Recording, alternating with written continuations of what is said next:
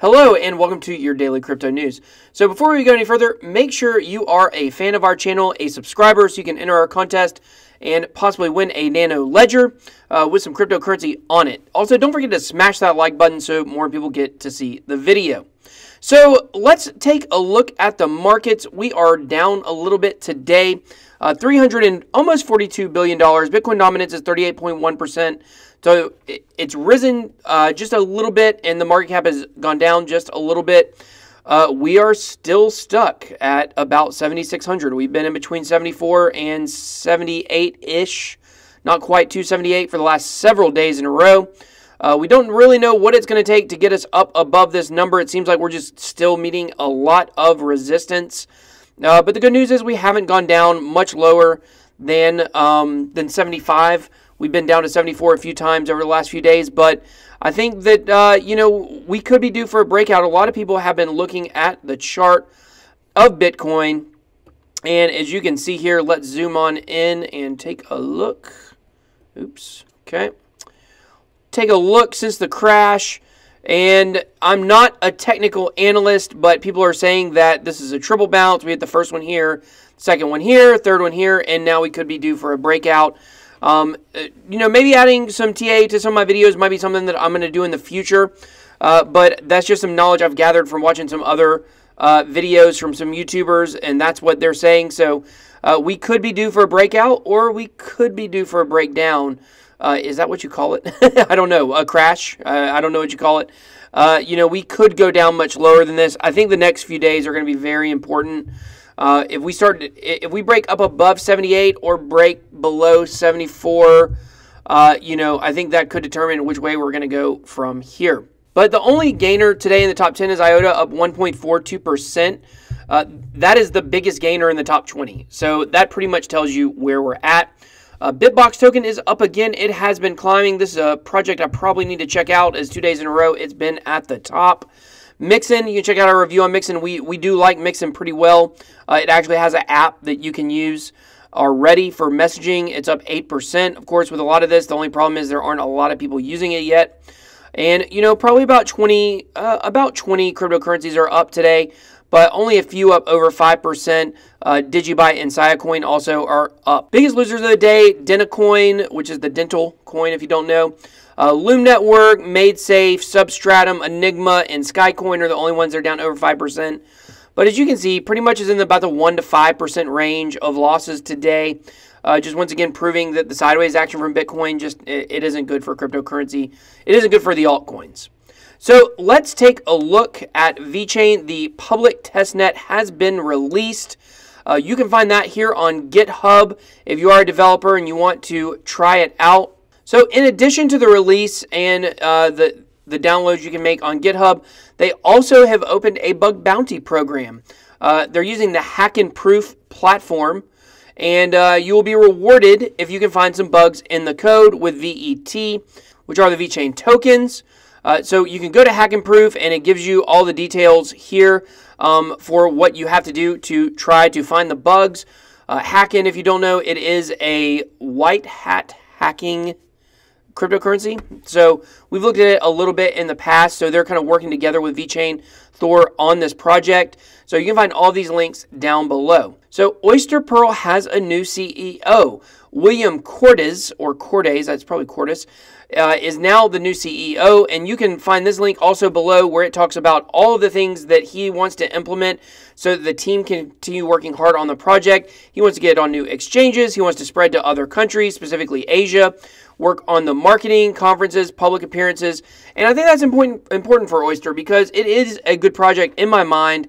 I think it is, is going to be the premier data storage cryptocurrency. But one thing it's got to do is just get out the word of it, and that is basically what the new CEO is going to be able to do.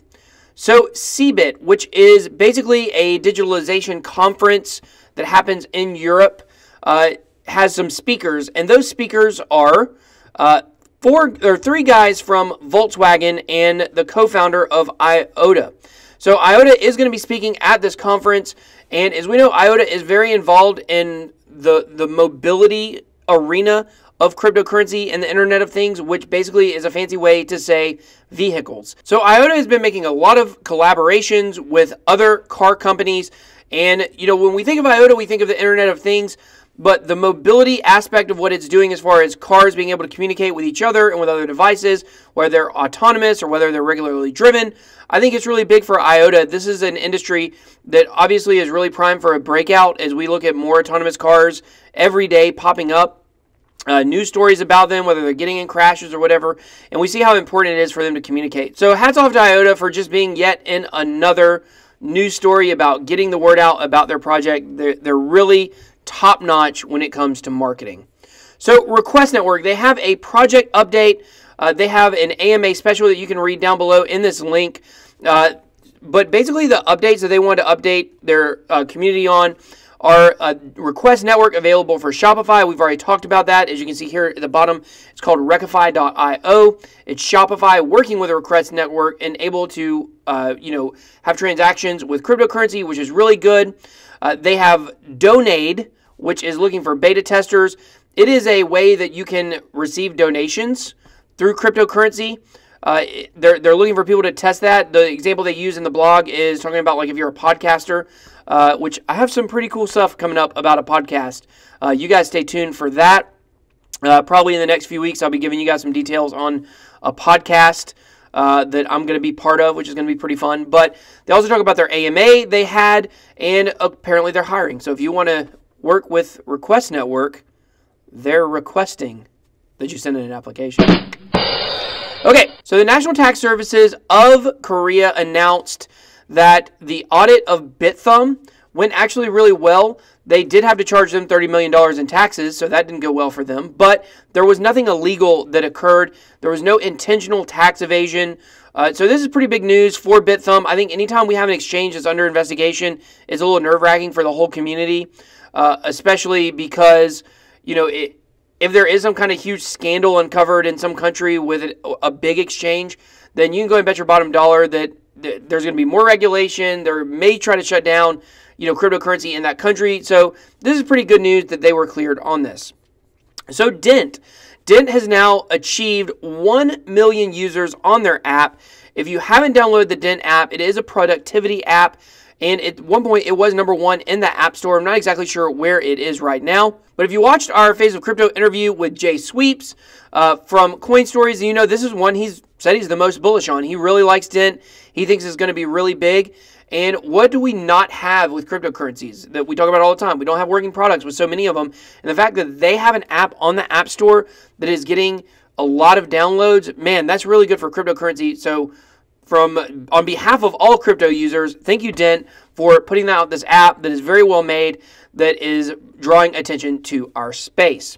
So last story, just kind of a little fun story here about Andy Warhol. It has paintings that are going to be sold on the Ethereum blockchain. So an auction house in London is going to be auctioning off almost half of all of the Andy Warhol paintings that they have. And they're going to be accepting Bitcoin and Ethereum for it. But the specific piece is going to be auctioned off on the Ethereum blockchain. Right now is valued at $5.6 million or 732 Bitcoins. So it's just pretty cool to track this story and to see how they're going to process this with smart contracts on the Ethereum platform. It's just pretty exciting to see when cryptocurrency gets a little bit outside of the box. And we see some unusual use cases for it. So it's pretty cool. Anyways, guys, don't forget to smash the like button, become a subscriber to our channel. We appreciate all the engagement we've been getting, whether you're just doing it for the contest or whether you're doing it because we like our videos. Either way, it's all good with me. I just appreciate the entire community. So until next time, that was your Daily Crypto News.